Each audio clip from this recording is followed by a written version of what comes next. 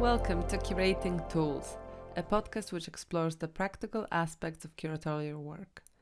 Through conversations with some of the most prolific curators and art professionals in the creative sector, we aim to provide you with tools and advice to help you develop your curatorial practice. This podcast is brought to you by Call for Curators, a platform promoting professional opportunities since 2012, and Node Center for Curatorial Studies, the first e-learning platform for curators and art professionals founded in 2009. Call for Curators members get access to the expanded versions and members-only episodes of the Curating Tools podcast. Prior to recording, they have the opportunity to send questions to our guests and then hear their responses in the expanded episodes. If you'd like to shape upcoming episodes and gain access to more members-only content, try our membership, which starts at only €295 per month. Get a free trial via the link in the description. Hi, I'm Maria Zinkier, and I'm the host of this podcast. And today I'm here with Sean Lee, an artist and curator exploring the notion of disability arts as the last avant-garde. Hi, Sean. How are you? Good. Hi, Maria. How are you? Yeah, I'm very good today. Thank you. Thank you for coming again on this podcast. It's a pleasure to have you. Thank you. Yeah, it's my pleasure to be here. I look forward to our conversation. And yeah, so today we're here also to talk about the accessibility in curating. So I think we will start by some visual or self in descriptions. But yeah, my name is Maria, and I'm a white woman in her late 20s, and I have quite long brown hair with a blonde stripe on the sides.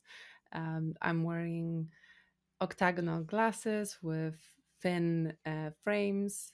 And yeah, I'm currently in Glasgow, Scotland. I'm at home. There's some books behind me, and I'm in a quite low ceilinged room. And yeah, pleasure to be here. Thank you. So I'll start with my image description as well. So I'm Sean Lee. I'm somebody who's male presenting. I use he and they pronouns. I'm an East Asian Chinese person with relatively light skin. I'm also visibly disabled. So my back curves, my shoulders are uneven, and I'm quite short of stature. I've got dark hair that's quite long. It goes past my shoulders down to kind of like my back. It's a little bit wavy, and I'm wearing these kind of steampunk glasses. They're these like brown circle kind of frames with these gold rims that float on the frames. And I'm in this kind of like knitted 3/4 length sweater. I'm in the audio room of the Tangled Art Gallery. So we've got a little pink couch here, and there's a lot of soundproofing material, the gray soundproofing material behind me. And I'm coming to everyone from Toronto, also known as Takaronto, which is Treaty 13 territory. Thank you, Sean. Fantastic. And we started this conversation here with the image descriptions. And yeah, would you mind sharing with people why we're doing it and why is it helpful to a lot of people, why it's useful? Yeah, an image description or a verbal description like this is, I think, really helpful to create a sense of who is in the space. But it also helps mitigate the assumptions, the sort of normative assumptions of who is present and participating and also leading in these spaces. You know, descriptions being part of access practices, protocols that, are at this point cultural practices, I would say, created and established by the disability community to sort of hack the lack of access in our day-to-day encounters. It's really about, creating a sense of culture that we can all participate in, and so create sort of a distinct disability culture with unique um, protocols, perspectives, and sort of ways of being and acting when we get together. Yeah, I first came across these self or visual descriptions when I started hosting online events during COVID. It was something that was very generously shared by some artists that I worked with, and yeah, I think that was it was an amazing initiative that many people took up to make the events more inclusive. Because as we most of us probably know from our own experience in COVID, the online events can be inaccessible, can be also daunting, and so yeah, that's a very good advice for anyone hosting online events. Um, on another note, I think these visual descriptions are quite similar to what you see online on social media with image descriptions. Yeah, that's another place where you can find them, which can be. I think it's useful for people who use screen readers. Absolutely, yeah. Image descriptions, both as alt text, but also, within the captions, can really help to create a sense of what's going on in the image. And also, sort of a side bonus, it helps strengthen your search kind of engine optimization. If somebody's looking for a photo and there's alt text embedded, that also helps with the the search. So just kind of a side fringe benefit, if you will. Yeah, yeah, fantastic. So yeah, we kind of started off on that, but Sean, you mentioned Tangled Arts, but and you have a very have a very important role there. And yeah, could you tell us a little bit about what you do there and what you do in your practice in more general? Yeah. So I'm the director of programming at Tangled.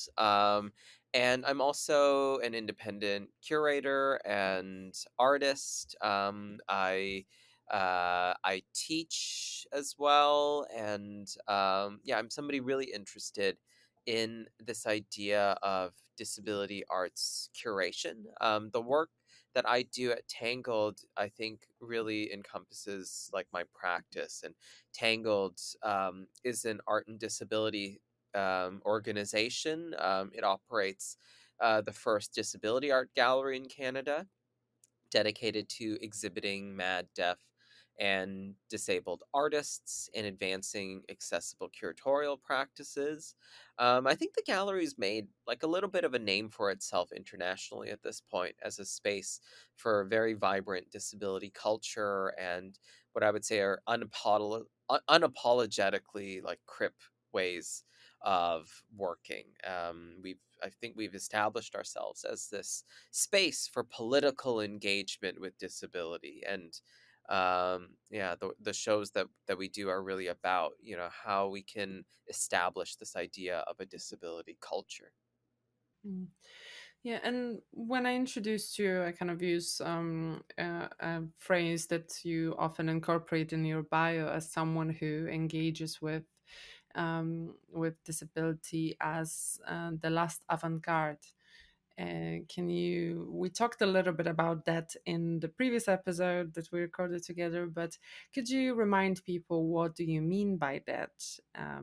And kind of how do disability arts relate to the rest of art history? Yeah. Well, I think that that phrase I really love because it energizes the sector in a way that both kind of puts it into sort of the larger overall social movements that have emerged, but also helps us to understand that disability arts is still a practice that most people aren't familiar with, don't understand, and isn't taken up. Or can't be taken up in sort of normative ways that would be about assimilating into arts institutions and spaces. It's a phrase coined by Yinka Shonobare back in 2007 when he was on a panel.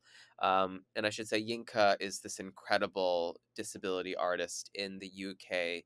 and Turner Prize nominated CBE kind of artist. So yeah, just such a powerful person who is doing this work as well. And what Yinka was saying was that disability arts is sort of like the last remaining avant-garde movement, and it follows kind of this observation he had that feminist arts movements, black arts movements, queer arts movements, that emerged in the 60s and 70s were these very powerful vehicles for social change. And so disability arts has that kind of similar power to help us reimagine our world, to reimagine and be kind of a gateway to like a different kind of world that's possible. And this idea of disability arts being the last avant-garde, I think, really um, is kind of part of this idea that disability arts isn't art therapy. It isn't outsider art. It's because those are qualities that were sort of assigned to disability and art in the past. And so disability arts is sort of a movement that takes up um, the art from the community in very political ways. It involves those who are disabled, and I think very importantly, it helps us tell stories of kind of a different flavor from what mainstream narratives of disability have previously kind of given us in the past and historically.